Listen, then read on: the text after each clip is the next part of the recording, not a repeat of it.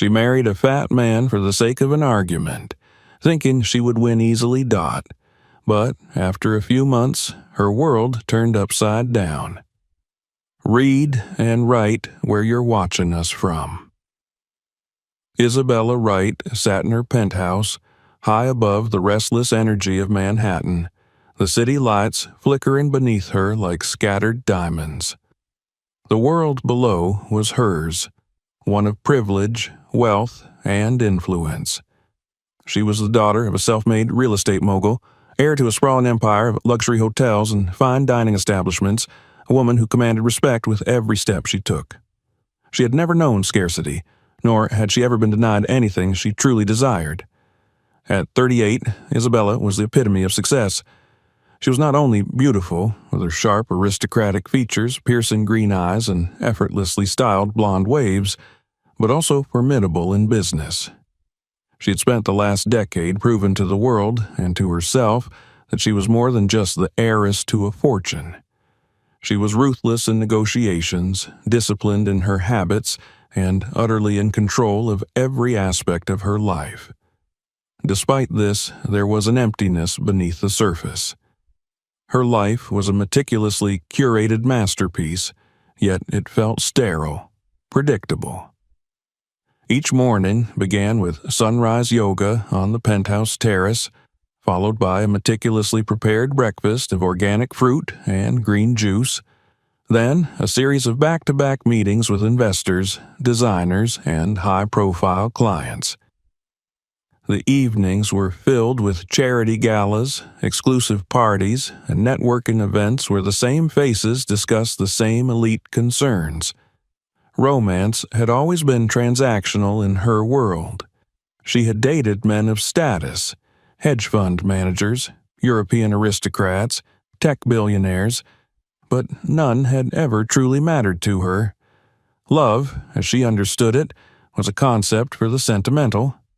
In her world, relationships were alliances, built on mutual benefit, not passion or vulnerability. Tonight was yet another gala, this time for an exclusive charity event held at the Wright Tower, the flagship of her family's empire. The venue, a sleek and modern architectural marvel, had been transformed into a dazzling spectacle of crystal chandeliers, white-gloved waiters serving champagne, and guests draped in designer couture. She moved through the crowd effortlessly, her presence commanding attention. Conversations stopped when she approached, and when she spoke, people listened. It was the power she had cultivated, one that never failed her until tonight. She spotted her brother, Alexander Wright, leaning against the marble bar, swirling his whiskey lazily. Though only a year apart in age, Alex had never shared her drive. He enjoyed the family wealth without the burden of responsibility, content to live a life of pleasure and indulgence. Unlike Isabella, he found the world amusing rather than something to be conquered. "You always look like you're plotting world domination," he mused as she joined him. She smirked. "And you look like you're about to say something ridiculous." He chuckled, taking a slow sip of his drink before tilting his head at her. "Tell me something, Izzy. Don't you ever get tired of all this?" She raised an eyebrow. "Define this." "The parties, the people, the endless cycle of being perfect." She gave him a pointed look. "Perfection is why I'm successful." Alex shrugged. "Sure, but it's also why you're predictable." She let out a soft laugh. "You think I'm predictable?" "I know you are," he said smugly. "Everything about your life is curated. Your business, your relationships, even your social circle. Everything and everyone fits into your world perfectly." She rolled her eyes. And, he continued, "I don't think you could handle something truly unpredictable. Someone who doesn't fit into your carefully designed reality." Her expression remained amused, but she was intrigued. "What exactly are you suggesting?" Alex's grin widened. A bet. That got her attention. Isabella was fiercely competitive. She had been since they were children, always needing to win, to prove herself superior. "I bet," Alex said, "that you can't marry someone completely outside of your world and make it last 6 months." She narrowed her eyes. "Marry?"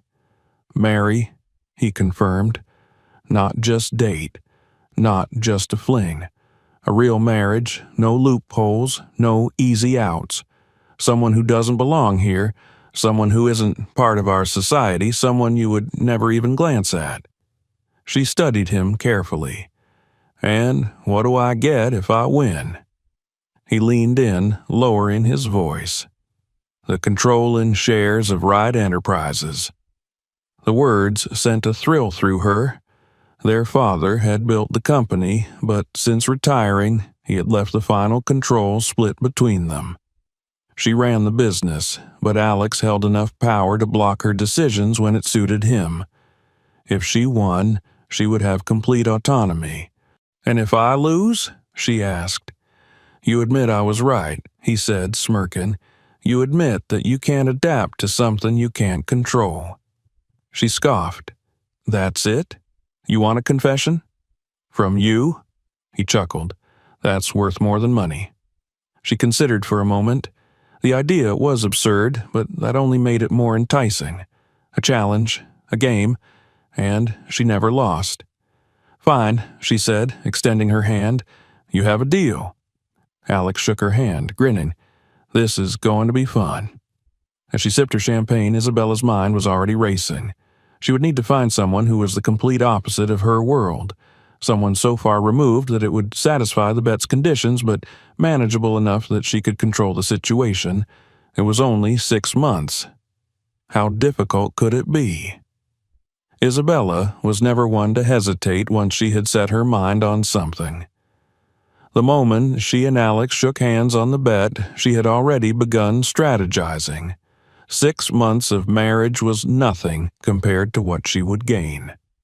Absolute control over Wright Enterprises, no longer needing to negotiate with her brother or prove herself to anyone. She had handled multi-million-dollar acquisitions, navigated complex negotiations, and outmaneuvered the most ruthless business titans. Finding a man to fit the conditions of this bet would be no different.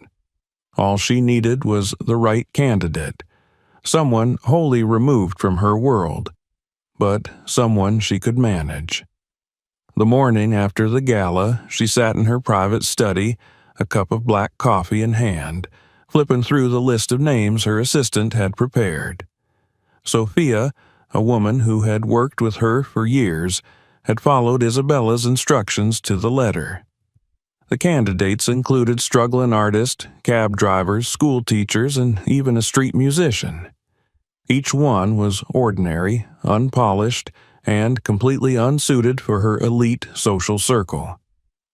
Isabella scanned the names, but none of them intrigued her. They were too meek, too desperate.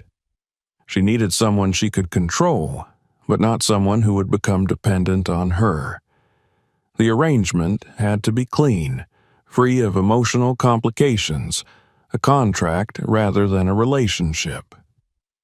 Frustration set in as she flipped through profile after profile, each one more uninspiring than the last. Just as she was about to toss the folder aside, a name caught her eye. James Miller, a 42-year-old mechanic who ran a small auto shop in Brooklyn. No elite education, no trust fund, no powerful connections. A man who worked with his hands, whose daily life was as far removed from hers as possible. She read through the report.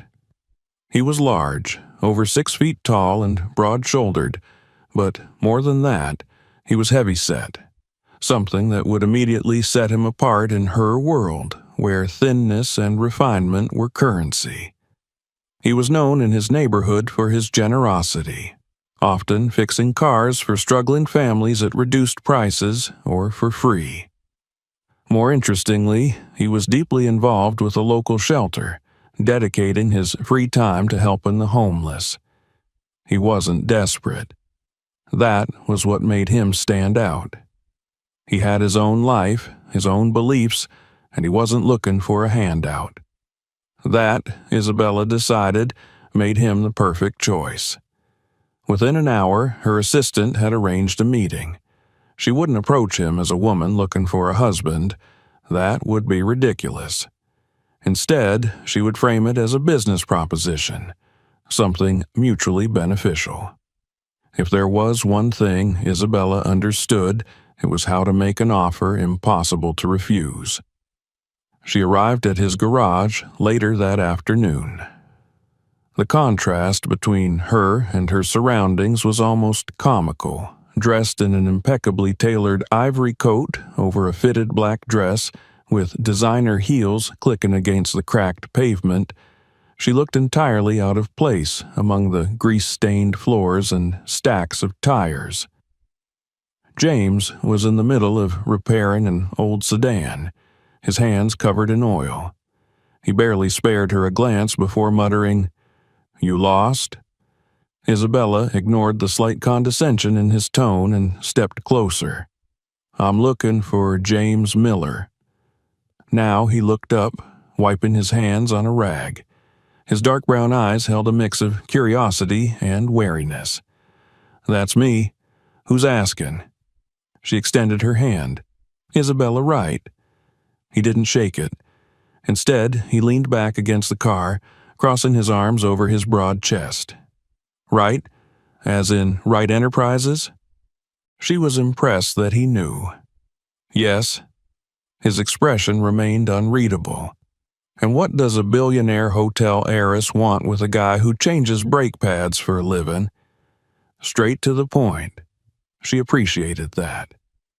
"I'm here to discuss a proposal, one that could be beneficial to both of us." He raised an eyebrow but didn't interrupt. "I know you volunteer at St. Mark's Shelter. I also know that the funding is unstable and that you've been covering a lot of costs out of your own pocket." His jaw tensed slightly. "Where are you going with this?" "I want to offer you financial support for the shelter, enough to keep it running for years. In exchange, I need something from you." His skepticism deepened. "And what exactly would that be?" Isabella met his gaze, her voice unwavering. "A marriage." A long silence followed. The sounds of the garage, tools clanking, a radio playing softly in the background, filled the space between them. Then he laughed. A deep, genuine laugh, as if she had told the most ridiculous joke he had ever heard. "That's funny," he said, shaking his head. "Really. But seriously, what do you actually want?" She didn't flinch. "I'm not joking." His laughter faded, replaced by something more cautious. "You want me to marry you, a woman I've never met?" "Yes." "For what?" "That's not relevant," she said coolly. "What matters is that it's temporary, 6 months. You don't have to change your life, and you'll be well compensated." He studied her for a long time, his expression unreadable. "I don't need your money." "I'm not offering it for you," she countered. "I'm offering it for the people you help. You care about them, don't you?" That struck a nerve. She could see it in the way his posture shifted, in the flicker of emotion that passed through his eyes. He did care, deeply. Still, he didn't answer right away. He looked at her as if trying to gauge whether she was serious or if this was some elaborate joke. She held his gaze, refusing to waver. Finally, he exhaled, running a hand over his face. "This is insane." She allowed herself a small smile. "And yet, you're considering it." He sighed, shaking his head. "I don't trust you." "You don't have to." She extended a business card. "Think about it. You have 24 hours. James took the card but didn't look at it. He was still watching her, as if trying to decipher what kind of person would make such an outrageous proposal. As Isabella turned to leave, she knew she had already won. Because people like James, People who spent their lives given to others could never walk away from the chance to do more. She didn't need him to like her. She just needed him to say yes. And she was certain he would. James Miller had spent the last 24 hours grappling with the most ridiculous proposal he had ever received: marriage to Isabella Wright, a billionaire hotel heiress with the composure of a queen and the presence of an avalanche, was absurd on every conceivable level. And yet, here he was, standing in front of the opulent high-rise that housed her penthouse, suitcase in hand, wondering if he had just made the biggest mistake of his life. He hadn't said yes lightly.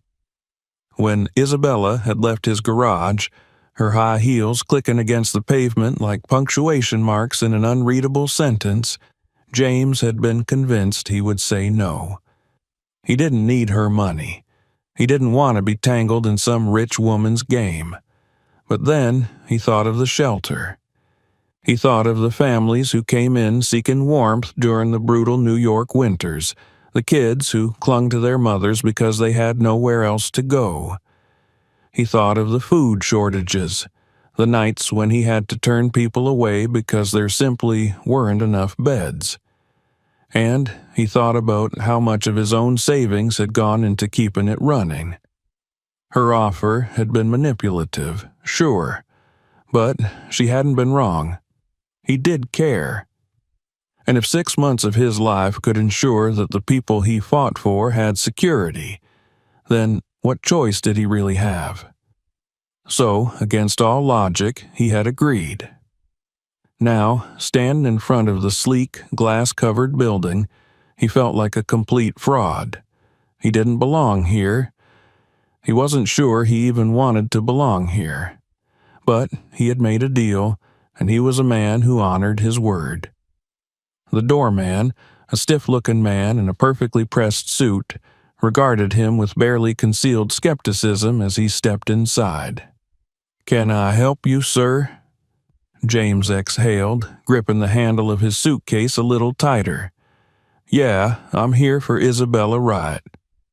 The doorman blinked, visibly struggling to reconcile the rugged, broad-shouldered mechanic in a worn-out jacket with the pristine world of Isabella Wright. After a brief hesitation, he stepped aside and gestured toward the elevator. "Penthouse level, sir." James nodded, stepping into the elevator, feeling distinctly like he was being sucked into another universe. The penthouse was exactly what he had expected.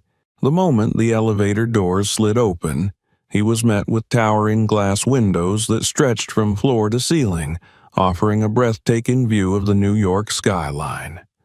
The place was all sleek surfaces, minimalist decor, and an eerie sort of perfection that made him feel even more out of place. Isabella was already waiting for him. She stood near the large marble kitchen island, arms crossed, dressed in a crisp white blouse and tailored black pants, her blonde hair swept into an effortless updo. She didn't look surprised to see him. If anything, she looked satisfied. "You're late," she said. James raised an eyebrow. "Wasn't aware we set a time." She simply tilted her head toward a side hallway. "Your room is down that way, the guest suite." So they weren't even pretending to share a bedroom. Good. At least that meant she had no intention of playing house. He set his suitcase down and took a slow look around. "Nice place." "It serves its purpose," she replied coolly. "I assume you don't need a tour." "Not unless you're worried I'll get lost." That earned him a faint smirk before she gestured toward the kitchen. "I have rules, a lot of them. We will attend functions together when necessary. You will dress appropriately. You will not embarrass me in front of my associates. And this arrangement is strictly professional." "Understood?" James took a beat before answering. "Got it.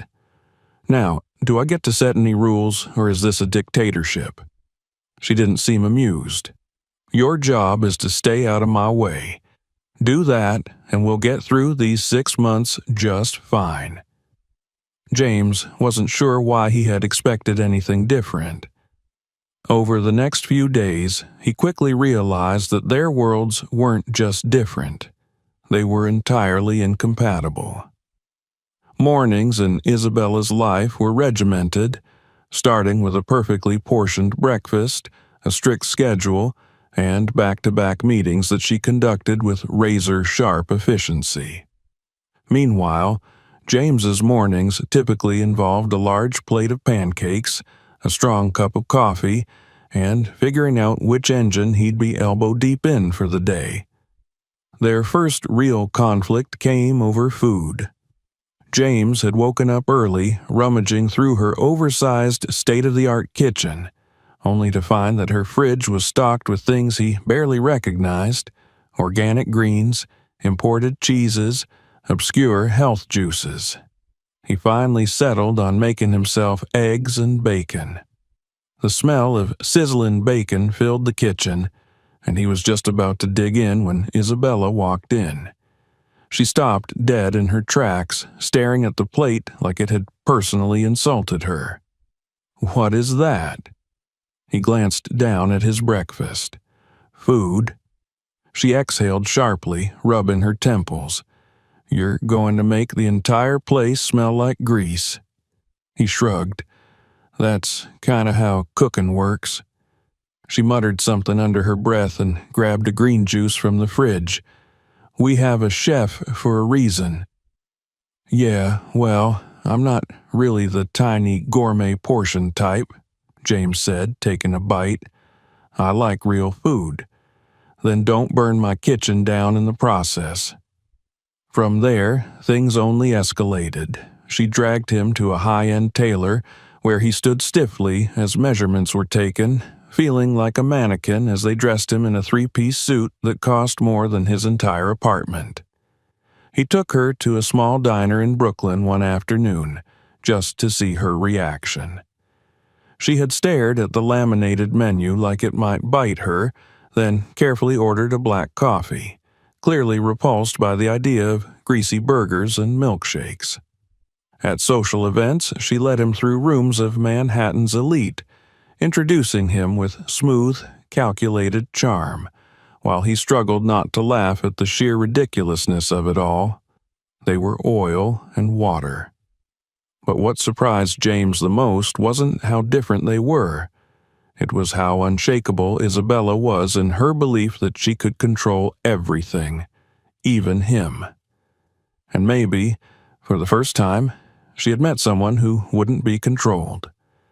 Late one evening, after yet another silent, tense dinner, James leaned against the balcony railing, watching the city below.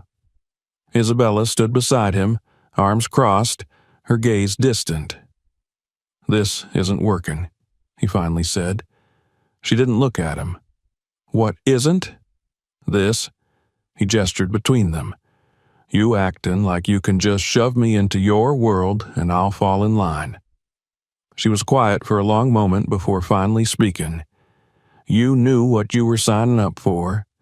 "Yeah," he admitted, "but I don't think you did." She turned to him then, something unreadable flickering in her eyes. "What do you mean?" He exhaled, shaking his head. "You don't just get to throw money at a problem and expect it to fit into your life. That's not how people work." Isabella's expression remained unreadable, but for the first time she didn't immediately counter him. Maybe, just maybe, she was starting to realize that this arrangement wasn't going to be as simple as she had planned. The tension in the penthouse had only grown since James moved in. Every interaction between him and Isabella felt like a battlefield, small, precise skirmishes in an ongoing war of control. Neither of them backed down easily, and while they both tolerated the arrangement for the sake of the deal, the cracks in their fragile truce deepened by the day. James wasn't interested in playing the role of a high society husband, and Isabella had no patience for his casual, unrefined ways.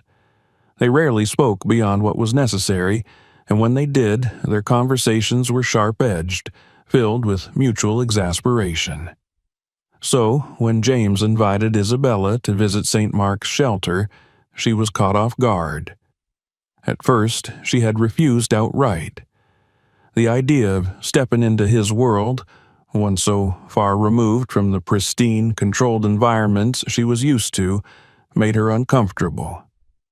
But James had been persistent, and after days of him reminding her that she had dragged him into her life without choice, she finally relented. The drive to Brooklyn was silent. Isabella sat in the back seat of her luxury car, legs crossed, arms folded, watching the city pass by as if she were being dragged to some sort of punishment. James, sitting beside her, was more relaxed, though there was an air of quiet anticipation about him. When they finally arrived, Isabella stepped out of the car and looked around. The shelter was nothing like the refined, charity gala-funded organizations she had donated to in the past. It was a modest, aging building with peeling paint and a faded sign over the entrance. The street was lined with people, some huddled together for warmth, others carrying what little they owned in battered bags. For the first time in a long time, Isabella felt out of place. Inside, the air smelled of food and antiseptic. Volunteers moved quickly, distributing meals, folding donated clothes, and speaking with residents who looked worn by life. Unlike the sleek corporate spaces she was used to, this place was alive, chaotic but purposeful. James moved through the space with ease, greeting people by name, asking about their families, their situations. She watched as a young woman, barely more than a teenager, approached him with a toddler on her hip. "We got a spot for you in the transitional housing program," James told her with a reassuring smile. "You'll have a real roof over your head by the end of the week." The girl's relief was immediate. "Thank you, James," she whispered, her voice breaking. "Thank you so much." Isabella felt something stir inside her, an unfamiliar discomfort. She had attended countless charity events, had signed off on millions of dollars in donations to organizations across the country, but she had never seen the direct impact of those funds. She had never been in the same room as the people her money was supposedly helping. James noticed her hesitation. "Come on," he said, nodding toward the kitchen. "You wanted to see what I do? Let's get to work." Work? She had expected to simply observe, maybe write a check at the end of it. But now she found herself standing behind a counter, a volunteer handing her a ladle, instructing her to help serve food. The first plate she filled was handed to an elderly man with trembling hands. He looked up at her, meeting her eyes, and gave her a smile. "Bless you, miss," he said before shuffling away. She swallowed hard. This was nothing like the charity world she knew. There were no photographers documenting her presence, no donors networking over champagne. There was only need, raw, undeniable need, and people trying their best to meet it. By the time the evening ended, Isabella felt drained in a way she couldn't quite explain. Her mind was racing with thoughts she didn't want to entertain, and her body ached from the unaccustomed labor. James walked beside her as they exited the shelter, the night air crisp and biting against her skin. "You held up better than I expected," he admitted. She shot him a look. "Don't patronize me." He smirked. "I mean it. I thought you'd bail halfway through." "So did I," she muttered, more to herself than to him. As they drove back to the penthouse, Isabella couldn't shake the feeling that something had shifted, that for the first time in a long while, she had stepped outside of herself and seen something real. But instead of embracing that realization, she felt defensive. The next morning, over coffee, the tension between them boiled over. James had made himself comfortable at the kitchen table, scrolling through his phone, while Isabella meticulously spread jam over her toast. "You seemed different last night," James commented without looking up. "Almost human." She stiffened. "I don't need your approval." "It wasn't approval," he said, taking a sip of his coffee. "It was an observation. You saw something you weren't expecting, didn't you?"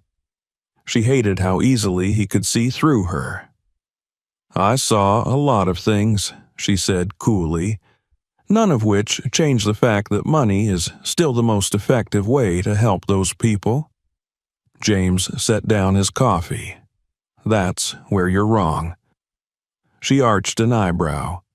"Oh, so now you're lecturing me on philanthropy?" "I'm saying that you can't just throw money at a problem and think that fixes it," he replied. "Those people need more than donations. They need people who actually give a damn." She bristled. "I give a damn." "Do you?" he challenged. "Or is this just another box to check off on your list of accomplishments?" Her grip on her fork tightened. "I built my life on discipline and control. I don't have the luxury of playing savior like you do." James let out a short laugh. "You think I have the luxury. I work 12-hour days at a garage and still show up at that shelter because I know what it's like to have nothing. You don't." His words hit harder than she wanted to admit. She stood abruptly, her chair scraping against the floor. "I don't need to justify myself to you." James leaned back in his chair, watching her with an expression she couldn't quite place. "No, you don't. But maybe you should ask yourself why you feel like you do." She turned on her heel and left the room before she could say something she'd regret. For the rest of the day, she tried to bury herself in work, throwing herself into meetings and business deals, but something about their argument lingered. That night, as she sat alone in the penthouse, sipping a glass of wine, she found herself thinking about the girl at the shelter, about the way James had spoken to her, not like a benefactor, but like someone who truly saw her. It unsettled her. She didn't like feeling unsettled, but even as she told herself she would forget about it, she knew she wouldn't. Because James had been right about one thing. She had seen something she wasn't expecting, and it had shaken her more than she wanted to admit. Isabella prided herself on compartmentalization. She had built an entire life around the ability to separate emotion from action, personal from professional, self from others. It was why she was a success, why she had never allowed herself to be distracted by sentimentalities or unnecessary attachments. Yet, for the past week, she had been unable to shake the unease James had planted in her. It wasn't just the argument itself. It was the way he had looked at her, like he had seen through every layer of carefully cultivated indifference, like he had exposed something in her she wasn't ready to acknowledge. She told herself she didn't care. She told herself that their marriage was still just an arrangement. But she couldn't stop thinking about the shelter, about the girl clutching her child, eyes brimming with relief at James's words, about the old man who had thanked her so earnestly, as if she had actually done something meaningful. She had spent years at charity events, listening to figures and statistics, nodding at well-dressed executives who promised change. But she had never once felt what she had felt that night at the shelter. Something raw, something uncomfortable, something real. Instead of acknowledging it, she buried herself deeper in work. She attended every meeting, every event, focusing on deals that needed to be closed and investments that needed securing. She surrounded herself with luxury, with the familiar comfort of control. But no matter how much she tried to ignore it, she couldn't shake the hollowness. James, of course, noticed. She saw it in the way he watched her when they passed each other in the penthouse. The way his usual smirks and jabs had softened into something quieter.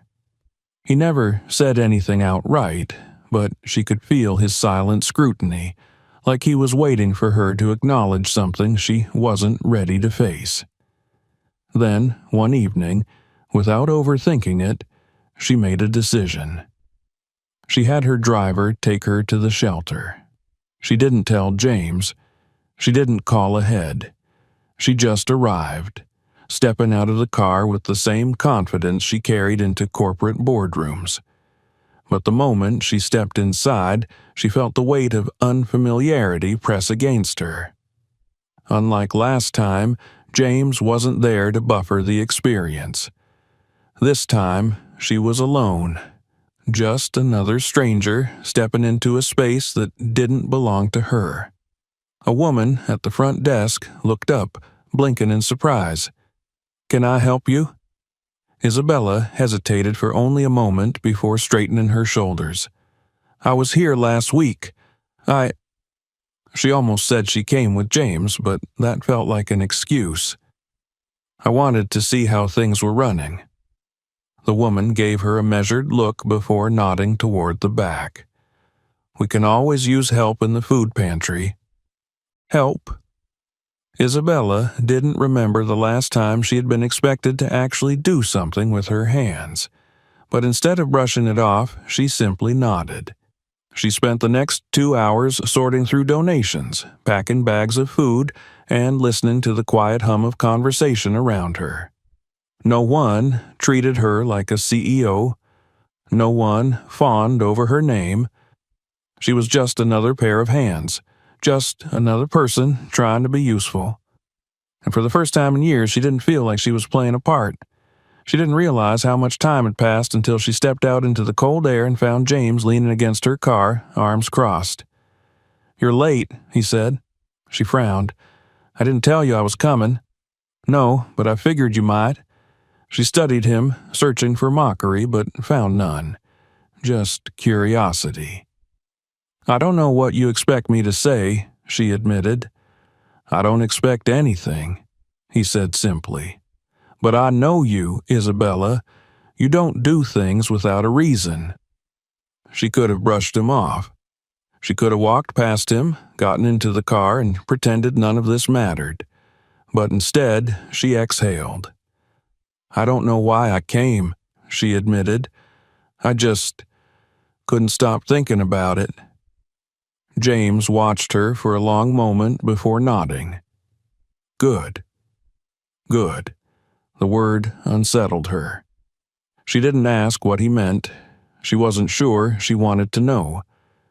For the next few weeks, Isabella found herself falling into an odd routine.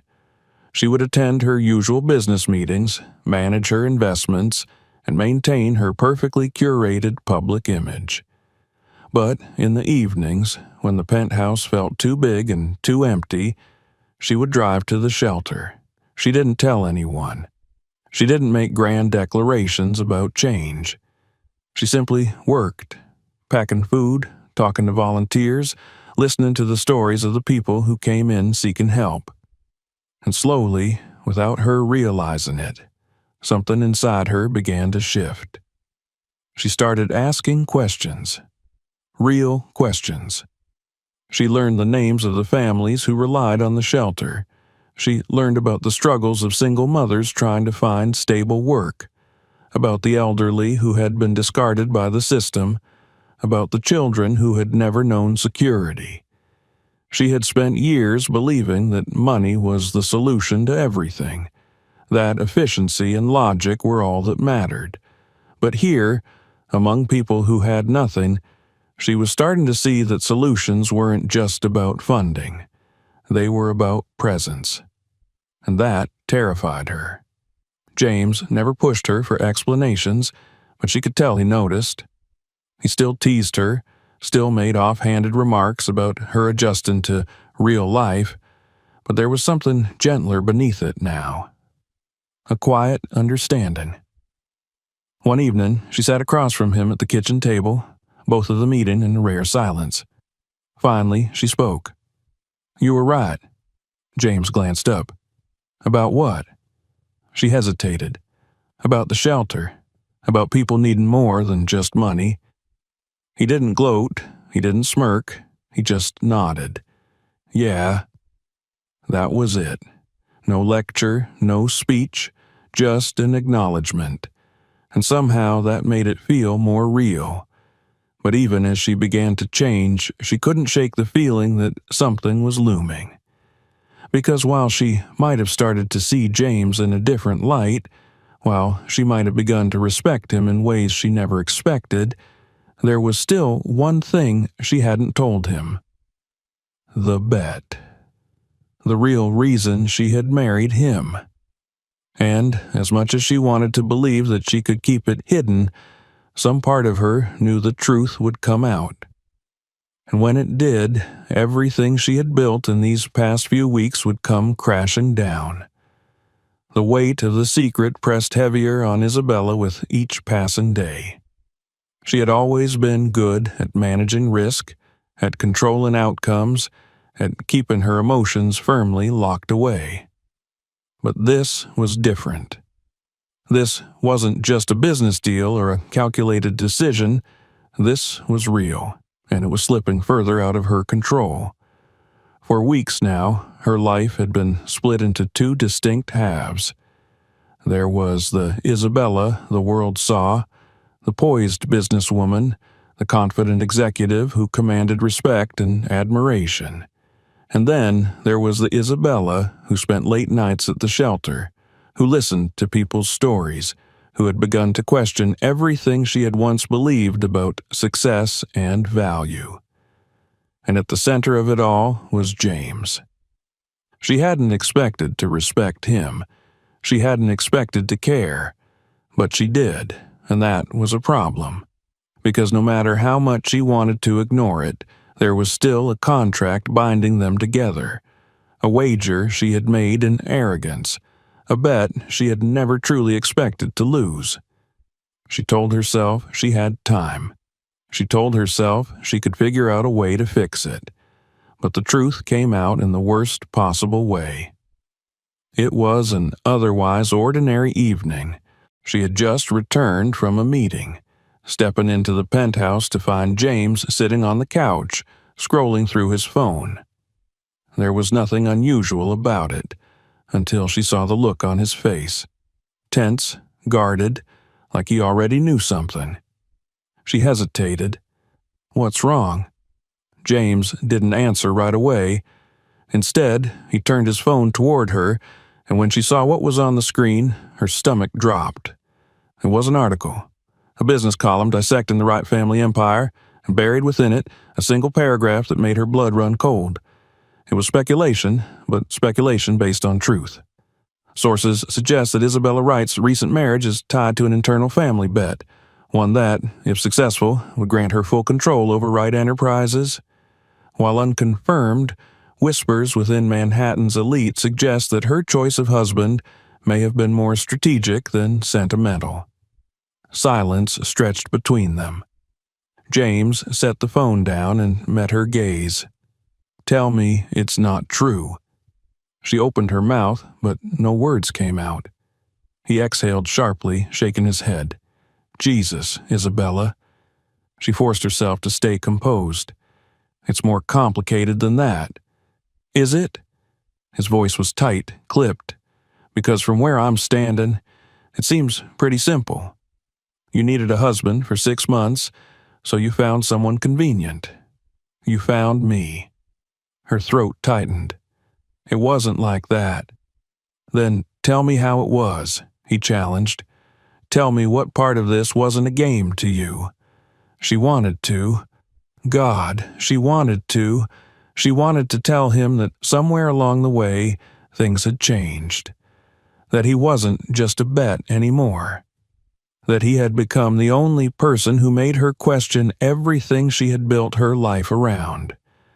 But how could she expect him to believe that? So instead, she said nothing.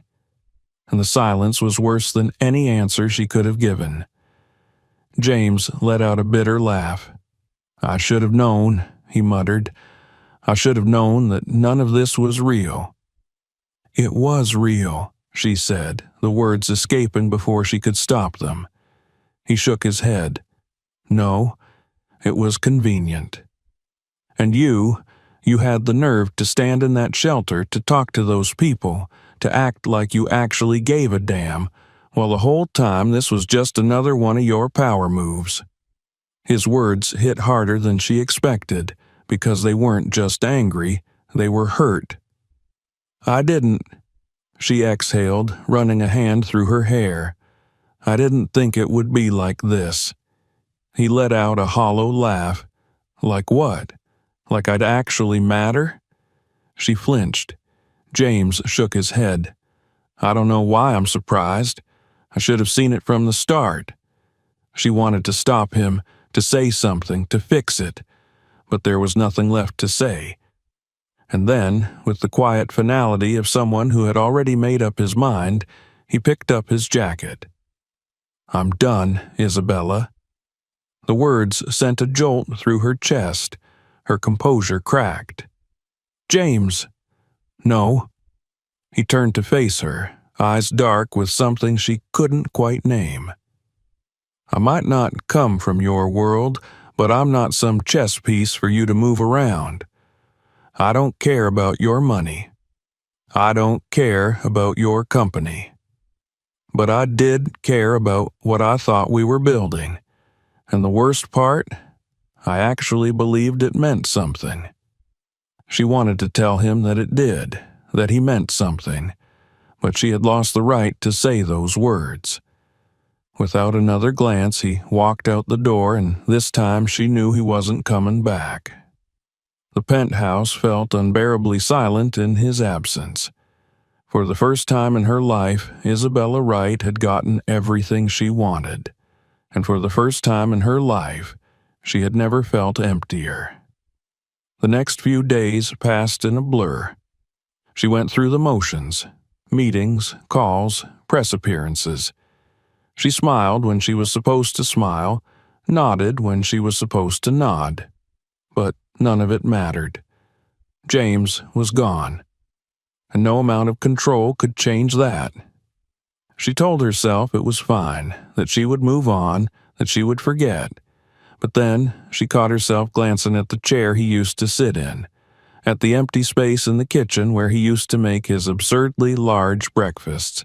She caught herself missing the way he challenged her, the way he never backed down. She caught herself missing him. And that terrified her, because Isabella Wright didn't lose. But, for the first time, she wasn't sure if winning was worth it. The silence in the penthouse was suffocating. It had been days since James walked out, but his absence lingered like a weight she couldn't shake. Isabella had always prided herself on her ability to move on, to cut away what no longer served her and continue forward without looking back. That was how she had built her success, by being ruthless, efficient, and in control. But this time, she couldn't move on. The problem wasn't just that James had left, it was that she had given him every reason to, and now, no matter how much she wanted to pretend otherwise, she had to confront the truth. She had built her world around winning, around being the smartest, the strongest, the most prepared. But what good was winning when she had lost the one person who had made her see the world differently? She wasn't ready to admit how much it mattered. But she knew one thing. She couldn't let things end like this. At first, she did what she always did when something went wrong. She tried to fix it with money. She had her assistant arrange a meeting with the director of St. Mark's Shelter. She increased her donations, made sure the shelter had everything it needed for the next several years. New supplies, an expansion project, full funding. It was the kind of solution that had always worked before. But this time it didn't feel like enough. Because money wasn't what had driven James away. It had been her. And throwing money at the problem wasn't going to bring him back. That realization hit her harder than she expected. For the first time in her life, Isabella didn't know how to fix something. So she did something she never did. She listened. She went to the shelter not as a benefactor or a businesswoman, but as a person trying to understand. She sat with the volunteers, asked questions, learned their stories.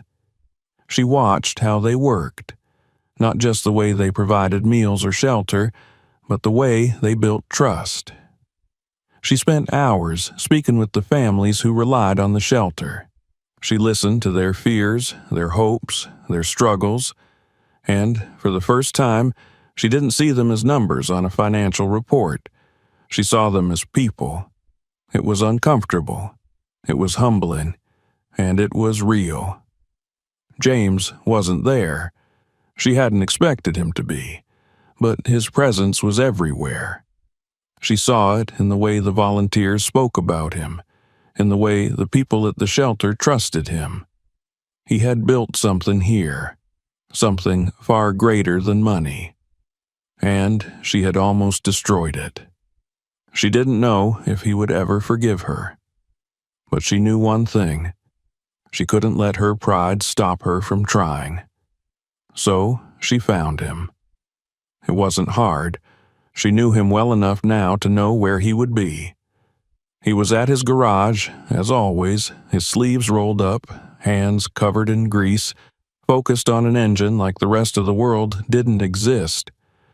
For a long moment, she just watched him. She had spent so much time trying to fit him into her world, trying to control the way he moved through it. But standing there, watching him work, she realized something. She had never truly tried to understand his. She took a deep breath and stepped forward.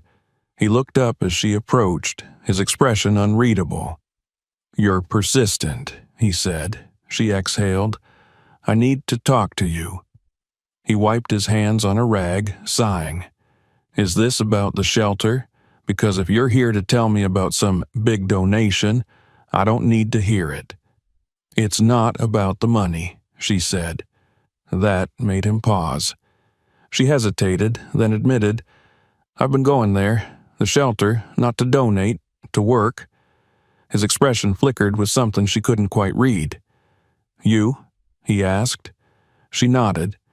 I thought I understood what mattered, but I didn't. Not really."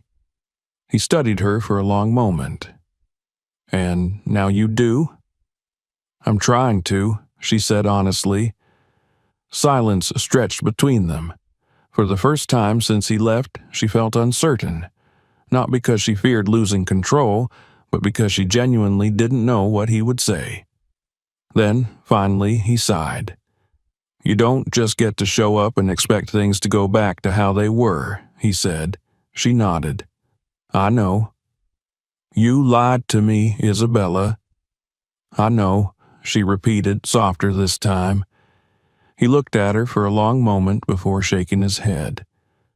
"Why are you really here?"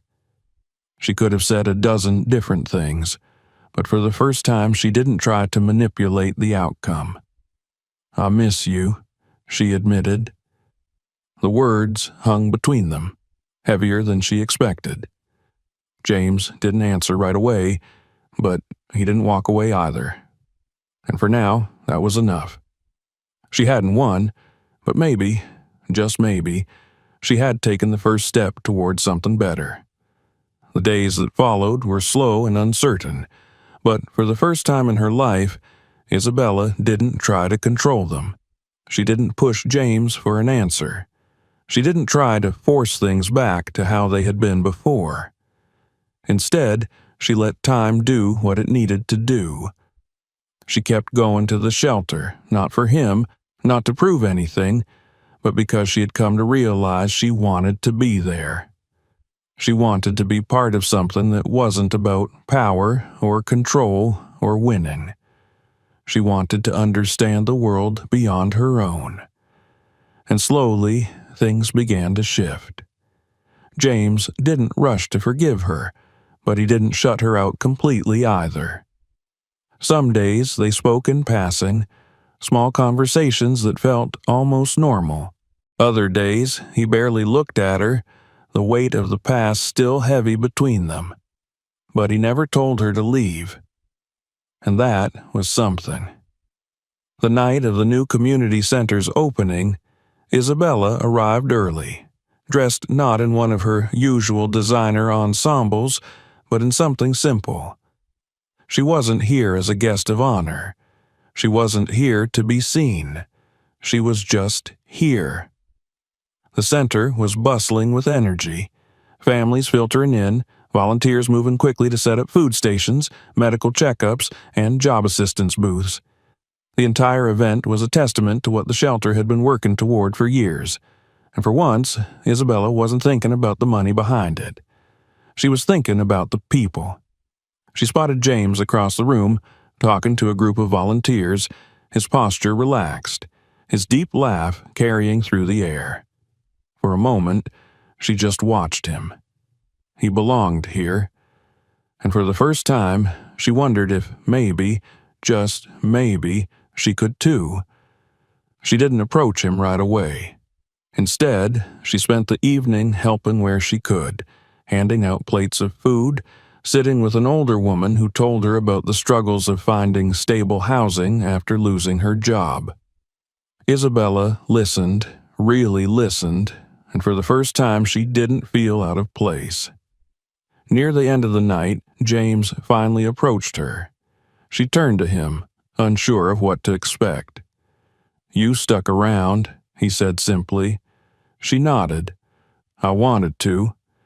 He studied her for a moment, then exhaled, shaking his head. "I don't know what to do with you, Isabella." She let out a small, dry laugh. "I don't know what to do with me either." That, at least, made him smile. There was a long silence before she finally spoke again. "I don't expect you to forgive me. I don't even know if you should.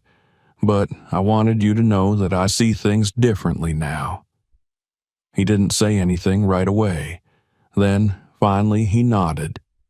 "Good," he said. And somehow that single word felt like the most important thing he had ever said to her. She didn't know what would happen next. Maybe they would find their way back to each other. Maybe they wouldn't. But for the first time in her life, Isabella Wright wasn't afraid of the unknown.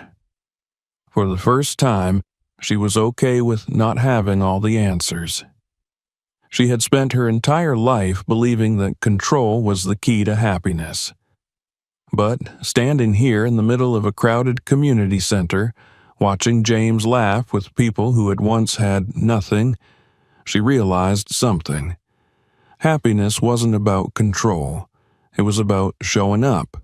And for the first time, she was ready to do just that. If you enjoyed this story, make sure to subscribe so you don't miss our next ones. Check out our other videos for more captivating stories, and don't forget to share this video with your friends. See you in the next one.